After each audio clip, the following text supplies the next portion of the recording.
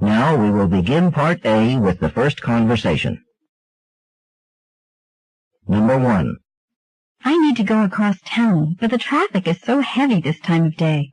When you take the subway, you don't have to deal with traffic. I never drive anymore.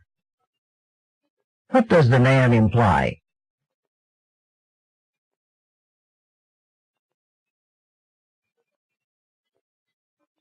Number 2. I've got 2 tickets to today's game. Do you want to come along? It'll be on television. Besides, it's really too cold for me. What will the man probably do?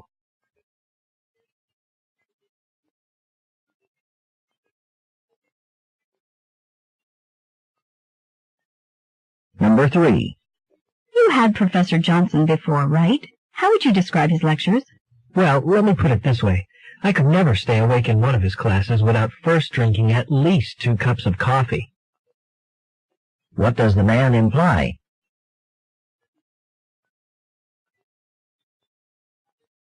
Number 4. Excuse me, could you tell me how to get to the post office? Your guess is as good as mine. I'm new around here. What does the woman mean?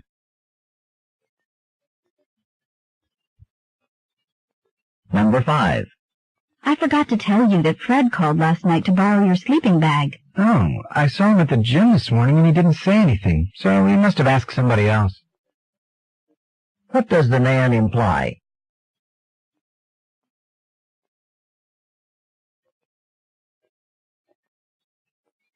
Number 6. You must be looking forward to your trip back to Colorado. It should be fun to hike up into those mountains again. Well, there may not be time for that. The thing is, I haven't seen my sister and her kids for 3 years. What does the woman imply?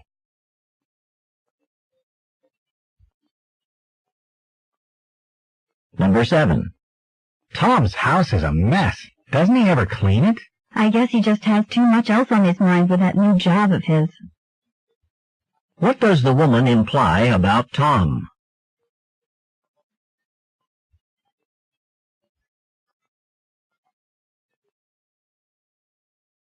Number 8. Hey, that's a great sweater you're wearing. It looks really warm. Yeah, but I wish I'd brought a coat like you did. It's really cold today. What does the woman imply?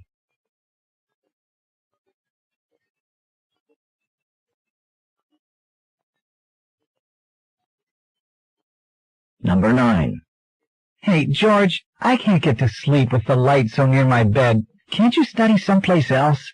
Sorry, there's a party going on down in the lounge. I suppose I could check the dining room, though. What will George probably do?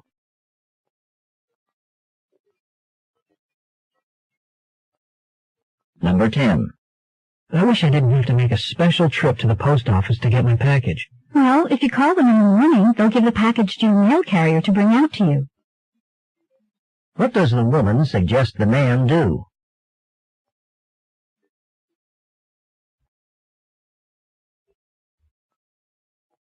Number 11.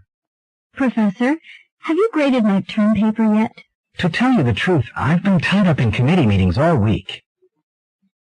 What can be inferred about the paper?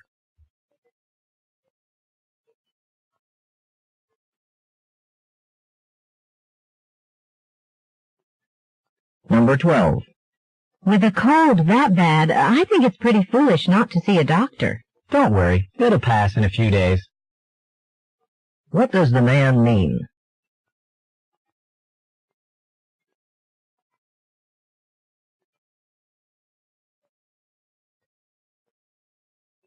Number 13. Do you have hot water in your dorm? Because we haven't had any for 3 days, and I hate cold showers. Oh, sounds miserable. Since the gym's usually open, why don't you just go over there till they fix the problem? What does the woman suggest the man do? Number 14. I just found out at registration that the creative writing class is full. Now I'll have to wait another whole year to get in. Why don't you check back after the first week? Somebody might drop it. What does the man suggest the woman do?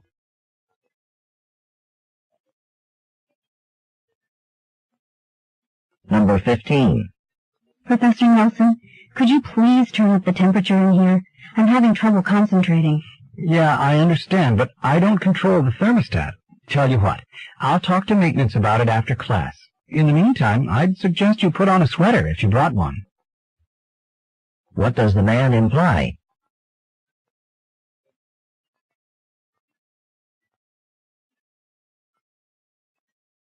Number 16. Hi, Jerry. It's Beth from the apartment next door.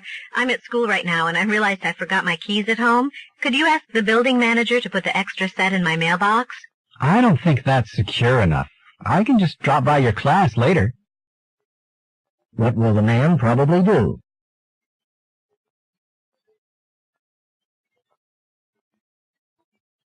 Number 17. I'm going to Chicago on business, and somebody said you were the right person to talk to about what I can do there for fun. You bet I am. I hope you've got at least a month. What does the man imply?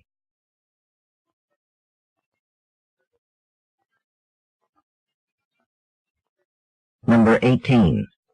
Come on, Sue. I know you have a new camera, but you just took a picture of a car. No, look behind the car.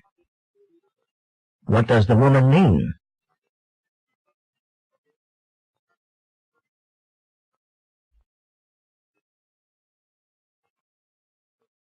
Number 19. Could I look at your bus schedule? I don't want to drive to work tomorrow if it's snowing. You'd be better off calling the terminal.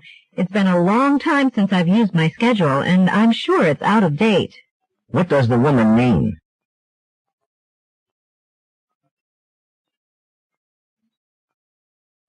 Number 20.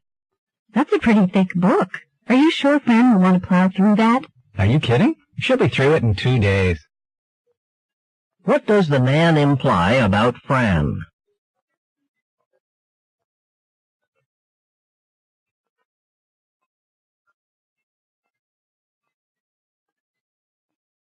Go on to the next page.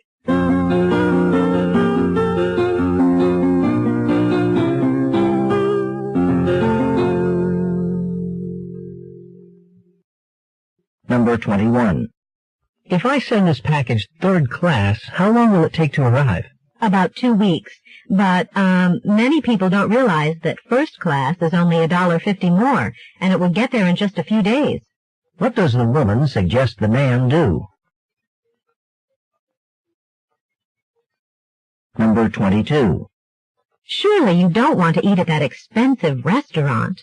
Not much, I don't. They have the best food in town. What does the man mean?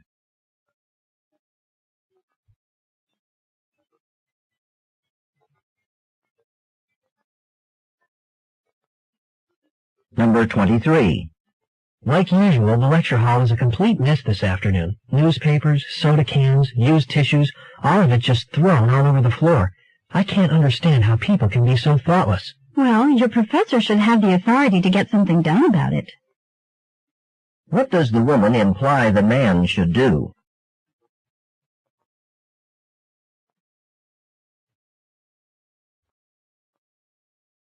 Number 24. How about going on a camping trip next week with us? We're planning on hiking and canoeing in the state park. That sounds great, but I better warn you, I've never been in a canoe, and I'm not much of a swimmer either. What does the woman mean?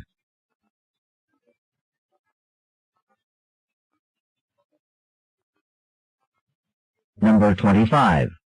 I heard that the turnout for the opening of the new sculpture exhibit was kind of disappointing. I guess a lot of other people feel the way I do about modern art. What does the woman mean?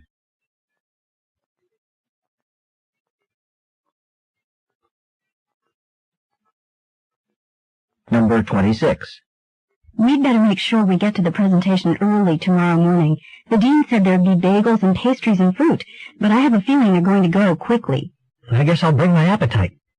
What will the man probably do?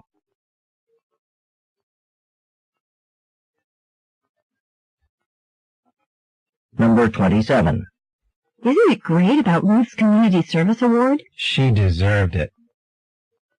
What does the man mean?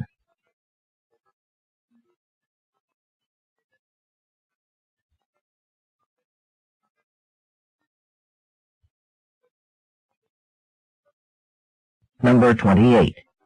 I'm driving downtown this afternoon. I have to stop by Deluxe, the art supply store, to get some paints for my art class. Deluxe?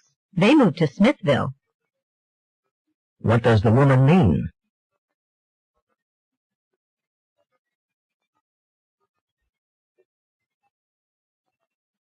Number 29.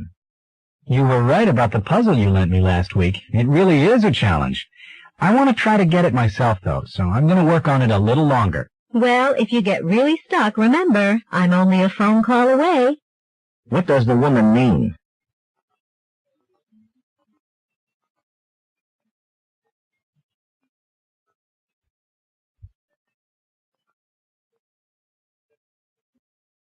Number 30. I'm new in town, and I need to find a doctor. Do you know anything about Joyce Brown? I've been going to her for years. I don't see how you could do better. What does the man say about Dr. Brown?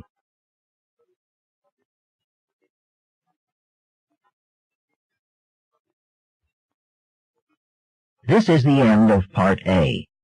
Go on to the next page.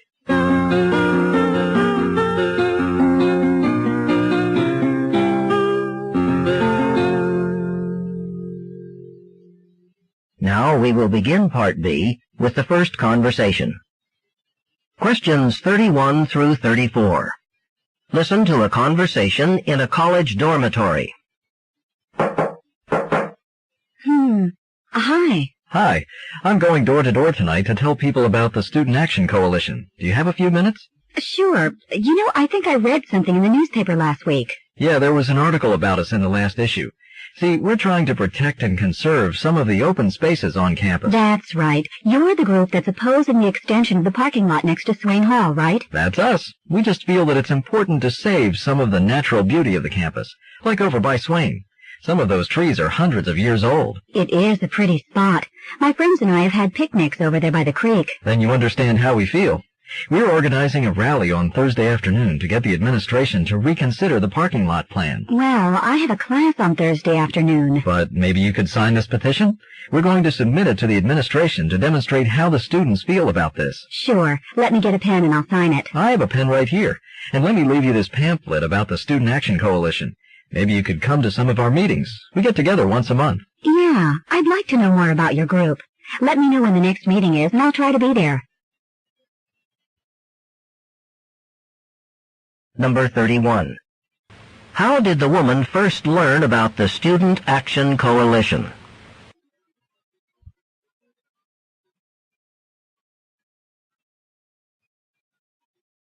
Number 32. What is the Student Action Coalition trying to do?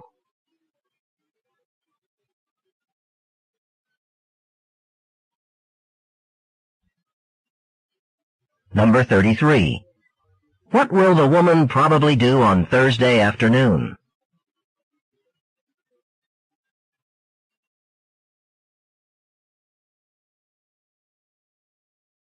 Number 34. What does the woman agree to do?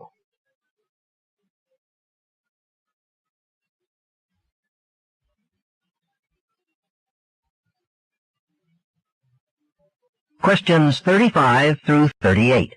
Listen to a conversation between two friends. This food is terrible. I can't even finish my dinner. I know. You'd think with all the money we pay for room and board, the university could hire a better food service. Where are you headed next? I'm going over to the Student Recreation Center to play some bridge. You're spending your time on a card game? Not just any card game. It's one of the most strategic there is. So I've heard. Don't you play it with a partner? Yeah, 4 people play, 2 against the other 2. So you try to play in cooperation with your partner. Actually, the cards of one of the 4 players are turned face up. That player is called the dummy. I wouldn't want to be called that. When you're the dummy, what do you do while the cards are being played? Anything you want. Sit there and study, shuffle another deck, get snacks for everyone. I like to stand behind my partner and watch. You know, I've heard that bridge is habit forming.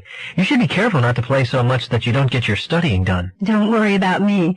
I only play Thursdays after dinner, and sometimes when they need a 4th player. If you like, I could teach you. Thanks, but I have a pretty heavy workload this semester. I already spend my evenings doing things I don't really know how to do yet. Number 35. Where does the conversation take place?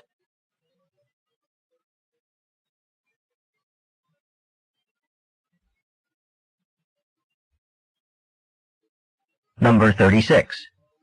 How does the woman plan to spend her evening?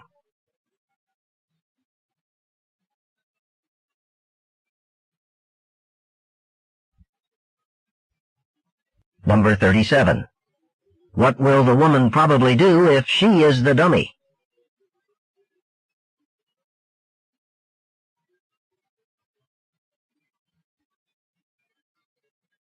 Number 38. What does the man warn the woman not to do?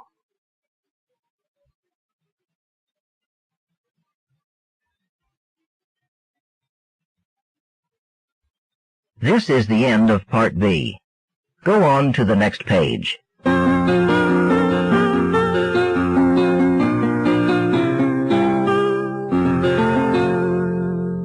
Now we will begin Part C with the first talk. Questions 39 through 42. Listen to a talk in a lecture series. This is the fourth lecture in a series of personal health care lectures presented by Student Health Services. I'm Dr. Hall, a dermatologist, and tonight I will be speaking about the effects of stress on the skin. The relationship between skin problems and stress is rather complicated. Skin problems often accompany stress, but it is not the stress itself that directly causes the skin problems. Instead, it is the side effects of stress, such as the use of alcohol, tobacco, and caffeine, that are often to blame. Alcohol consumed in large quantities can cause problems with the skin by increasing the flow of blood to the skin. This makes the skin feel warmer and can really worsen the itching that accompanies conditions such as hives or rosacea. Nicotine and caffeine, on the other hand, cause problems by reducing the supply of blood to the skin. This, in turn, keeps the skin from being properly nourished. The best defense for your skin in times of stress is therefore to take the best possible care of yourself. If, when you are in periods of heavy stress, you consume large quantities of alcohol or coffee, or if you smoke heavily, it is your skin that will show the results. Thank you very much for your attention, and I hope that you will return next week for the next lecture in the series. Number 39. Who is the speaker?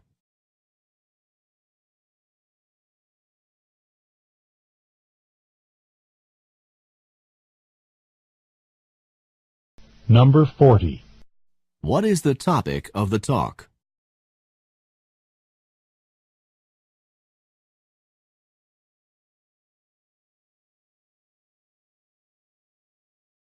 Number 41.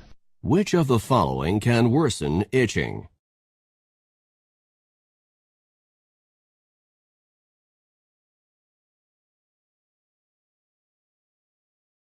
Number 42. How does caffeine irritate the skin?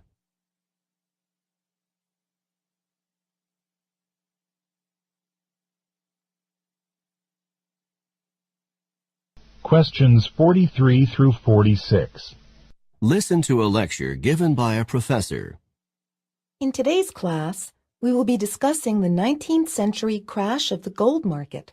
When the U.S. gold market crashed on September 24, 1869, the day became known as Black Friday. What set the stage for the crash was the excessive amount of paper currency issued by the government to finance the Civil War. At the end of the war, speculators in New York tried to capitalize on the inflated price of gold in relation to paper currency by cornering the gold market. Their effort to corner the market was based on what turned out to be false assurances from the president's brother-in-law that the United States government would not sell off any of its gold reserves. When the U.S. Treasury announced $4 million in gold sales, the bottom fell out of the gold market and the price of gold crashed. Number 43. When was the day known as Black Friday?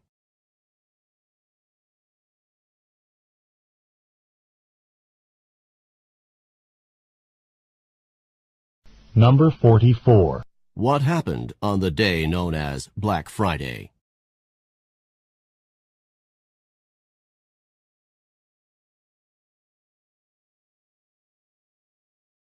Number 45. Who supplied the gold speculators with false information?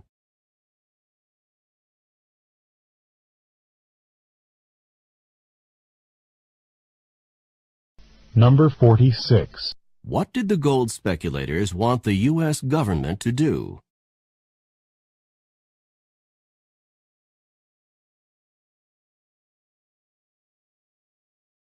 Questions 47 through 50. Listen to a talk by a librarian. Hello and welcome to the library. I'm Ms. Martin, the assistant librarian, and this is the library orientation tour for new graduate students in the business department. If you are not a newly admitted graduate student or your major is not business, then you are in the wrong place. Now let's get started. I'm sure you understand that as graduate students, you'll be required to do a tremendous amount of research. Here at the library, we try to make this process as easy as possible for you. The library is open for extensive hours, from 7 a.m. until midnight 7 days a week, so that you'll have access to library research facilities almost any time that you want. During final exam week, the library is open 24 hours a day, and there are library staff members available to help you whenever the library is open. During this tour, we will be concentrating on two areas of the library. The first area is the computerized search facilities, which are located on the second floor of the library. On the computer systems located in this area, you can conduct computer searches for books as well as articles in magazines, newspapers, and journals. On the floor above the computer area are reference materials devoted specifically to business. In this area, you can find references for books and periodicals related to business and annual reports on major corporations. Now that we have completed this little introduction, we're ready to start the tour. Please follow me. Number 47. Who is Ms. Martin talking to?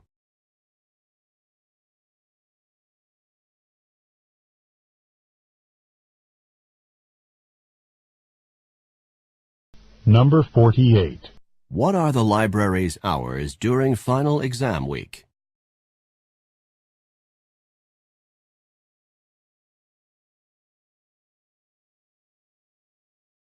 Number 49. What two areas will the tour concentrate on?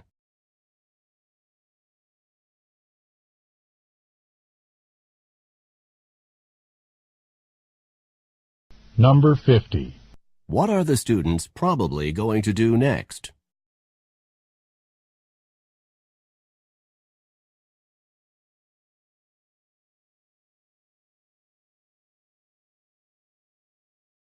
This is the end of Section 1, Listening Comprehension. Stop work on Section 1. This is a reminder.